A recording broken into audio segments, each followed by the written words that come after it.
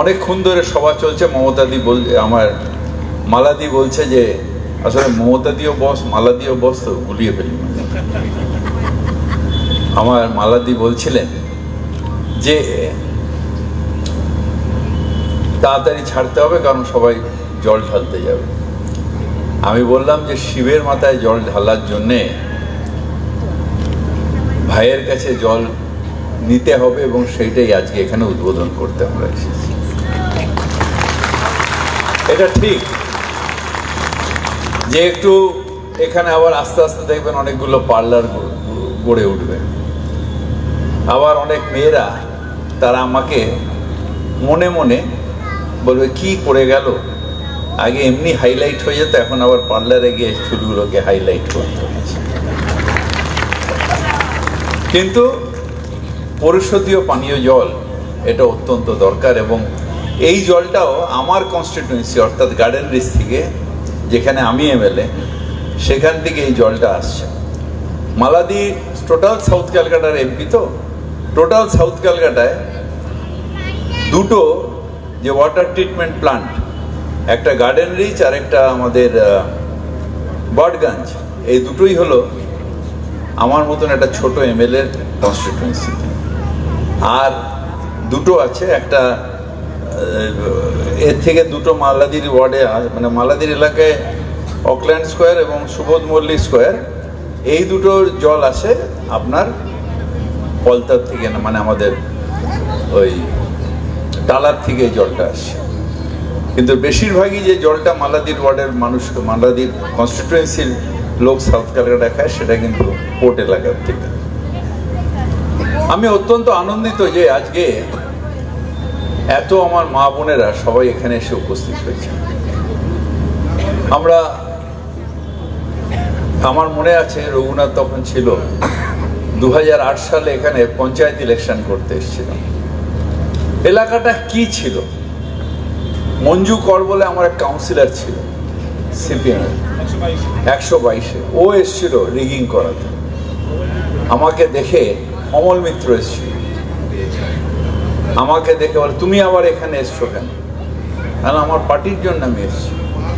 সব যতগুলো আমাদের বুথ ছিল সব ভেঙে দিল, সব চেয়ারগুলোকে ভেঙে চুরে এক এককার করে দিল। সেই সময়ের লোক যখন এখন গণতন্ত্রের কথা বলে, তখন মনে হয় ভাবলেও হাসি পায়, সিপিএম গণতন্ত্র চায়। তার কারণ তখন গণতন্ত্র ছিল না। মমতা বন্দ্যোপাধ্যায় এসে গণতন্ত্র প্রতিষ্ঠা করেছেন, আপনারা প্রতিষ্ঠা করেছেন, আপনারা আমাদের সাহায্য করেছেন, আপনারা আমাদের এই জায়গায় আজকে যে উন্নয়ন, সেই উন্নয়ন মমতা বন্দ্যোপাধ্যায়কে করতে আপনারা তার উপরে বিশ্বাস রেখেছেন। একবার নয়, দুবার নয়, 3 বার তাকে মুখ্যমন্ত্রী করেছেন। তার কারণ আপনারা বিশ্বাস করেছেন মমতা বন্দ্যোপাধ্যায়ের উপর। আর একটা বড় শক্তি, তারা 16 সালেও সেই বিশ্বাস টিভি আর কাগজের মাধ্যমে সেই বিশ্বাসটাকে তুলে দেওয়ার চেষ্টা করেছে। আবার আজও সেই আরেকটা শক্তি, তারা লাফিয়ে পড়েছে, যারা একটা সময় 21 সালে বলেছিল আপকি বার 200 পার হয়ে গেল পকার পার, তারা আবার এসে আবার মানুষকে বিভ্রান্ত করার চেষ্টা করেছে। আপনারা এতগুলো মা বোনেরা বসে আছেন, আজকে নারী দিবস। আমার 3টে মেয়ে, আমার একটা নাতনি, আমার স্ত্রী, আমার মা আজকে নেই। আমার যে নেত্রী, তার নাম মমতা বন্দ্যোপাধ্যায়, নারী। আমার এমপি, আমার ডবল বস নারী। আমি চারিদিক দিয়ে নারী। আমি ভেতর থেকে সম্মান করি এই মায়ের জাতিকে। সেই জাতির অপমান বাংলার মানুষ সহ্য করবে না, কখনো করবে না। মমতা বন্দ্যোপাধ্যায় সহ্য করেন না। হ্যাঁ, হয়ে যায়, 2-4টে জায়গায় নিশ্চিতভাবে অন্যায় হয়, কিন্তু মমতা বন্দ্যোপাধ্যায় জানার পরে সাথে সাথে তারা সাজা পায়, তারা অ্যারেস্ট হয়। আজকে একটা অদ্ভুত একটা, যারা বিলকিস বেগমকে তার ধর্ষণ করে মেরে তারপরে তার পরিবারকে মেরে দিল, তাদের যাবজ্জীবন কারাদণ্ড হলো, তাদের গুজরাটে নিয়ে এসে শ্মশান মানে মালা পরিয়ে বার করে আবার সুপ্রিম কোর্টে ইন্টারফেয়ার করে, তখন আবার তাদের জেলে ঢুকতে হয়। যাদের আমাদের কানপুরে ধর্ষণ করে এমন অত্যাচার করছে, তাদের অ্যারেস্ট হচ্ছে না, তাদের এমন যে তার বাবাকে আত্মহত্যা করতে হয়, তারা এসে এখানে আমাদের নারীর কথা বলে। আমরা নারীকে সম্মান করি না? আমরা কেন দুর্গা পূজা করি, কেন কালী পূজা করি, কেন সরস্বতী পূজা করি, কেন লক্ষ্মী পূজা করি? তার কারণ আমরা আপনাদের মধ্যে মায়ের রূপ দেখি, দেবীর রূপ দেখি। যা দেবী সর্বভূতেষু মাতৃরূপে সংস্কৃতা, নমস্তে স্থায়ী নমস্তে স্থায়ী নমস্তে স্থায়ী নমো নমঃ। আপনাদের মধ্যে দিয়ে নারীর রূপ দেখি, মাতৃরূপ দেখি। তাই আজকে যখন কোনো উন্নয়ন হয়, যখন সেখানে মায়েরা আসেন, এটাতে আমরা গর্ব অনুভব করি যে তোমাদেরই পুজো করি, তোমাদের চরণেই জলের জন্য আজকে সে জল দিতে এসেছি, আর তোমরাই আজকে উপস্থিত হয়েছ, এটা আমাদের কাছে গর্বের বিষয়। আপনাদের আমরা রঘুনাথ পাত্র বলছিল, মমতা বন্দ্যোপাধ্যায় নির্দেশ দিয়েছেন যে এই 3টে জোকার ওয়ার্ড যেটা পরে ঢুকেছে এটা অ্যাট পার ক্যালকাটা হবে। আর এখন আমি বলতে পারি অনেকগুলো জায়গায় আমি গেছি, আমার চেতলার থেকে বেটার হয়ে গেছে।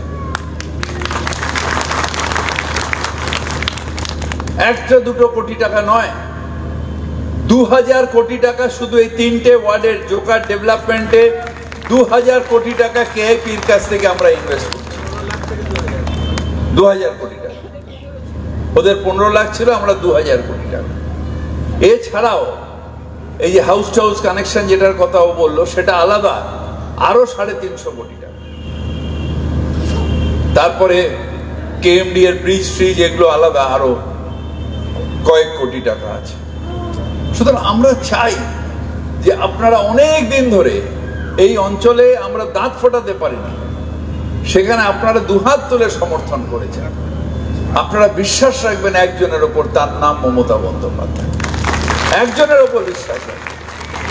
মমতা বন্দ্যোপাধ্যায় কোনো অন্যায় করতে পারে না, কোনো অন্যায় করতে পারে না, কোনো অন্যায় সহ্য করে না।